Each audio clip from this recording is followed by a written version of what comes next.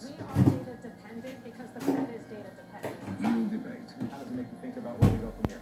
Halftime report on CNBC.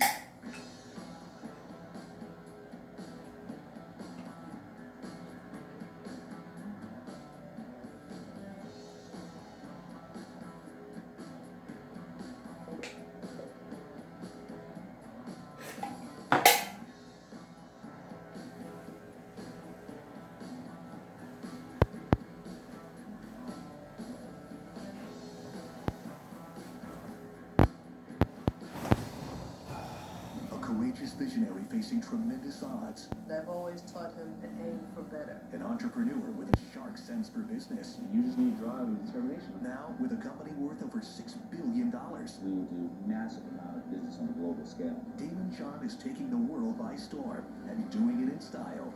I can do it. Anybody in the world can do it. The brave ones, Damon John. CNBC. Jimmy has Super Mario's Chris Pratt and a video game pop quiz.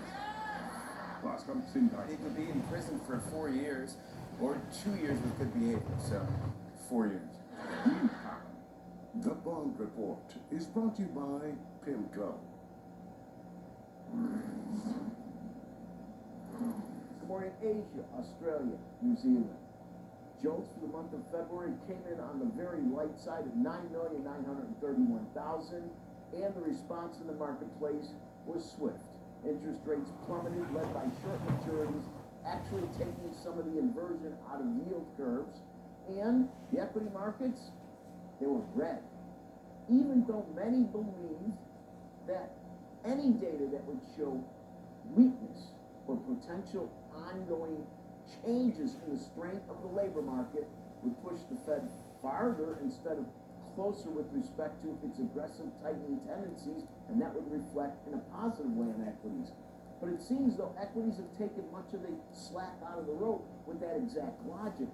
The issue today certainly seems to be that it was such a surprise jolts weaker than expected that the notion of a recession, either domestic or globally, is what's taking its toll on the psyche of investors as they sell, not buy, the equity complex. For tomorrow, we're going to get our first of 2 jobs reports. Tomorrow will be ADP for the March jobs report. The second, of course, is for the Bureau of Labor Statistics for the big number on Friday. But there's an asterisk here because the markets are closed on Friday. But CNBC will be broadcasting when that number is released. I will be bringing out that number, and it could have a huge effect on a market, especially one that's closed for a holiday. Reporting from the CME HQ, I'm Rick Santelli, CNBC Business News, Chicago. Thank you, Rick. Let's get back to Matthew Miskin from John Hancock Investment Management. Matt, here's the conundrum in the market. Bond market volatility is very elevated at the moment, and yet when you look at the VIX, it's standing at 18. What is that telling you? Yeah, the equity market's not listening to the bond market, and usually the bond market's right. So I think that's a really good point. I think the bond volatility is of the highest it's been, almost 2008 type levels, and yet the equity market is still trading at elevated multiples. The VIX is low. To us, that the equity market eventually wakes up to what the bond market's telling it. And that's why, again, we've actually got a modest overweight to bonds versus stocks.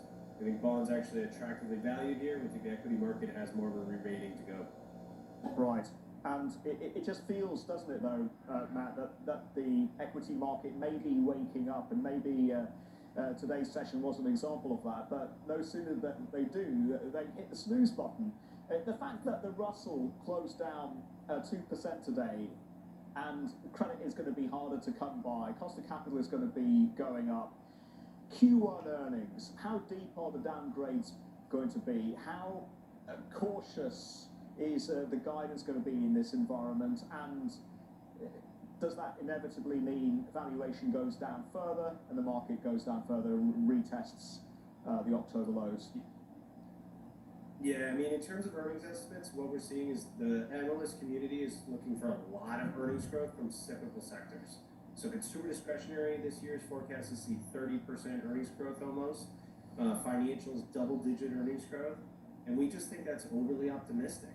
So even though earnings estimates are lower for Q1, Q2, they're forecasted to ramp right up into the back half of this year. You know, and I think to your point, what's going to be important is the corporate guidance. So if corporations come out and say, look, you've over allotted our earnings growth over here in the back half, we've got to bring that down. And that's going to re-rate the prices. But also to your point, the valuations are one thing. They're trading at an elevated level, around 17 times forward earnings, but the earnings aren't down that much. So you could have an earnings re-rating lower and then a multiple re-rating lower. To us, you've got to find the companies that don't need capital, good balance sheets, and try to have a valuation lens on top. But we prefer high-quality businesses given this backdrop. Does healthcare fit that bill? 100%. Yeah, that's one of our favorite sectors, that technology, and then we actually have more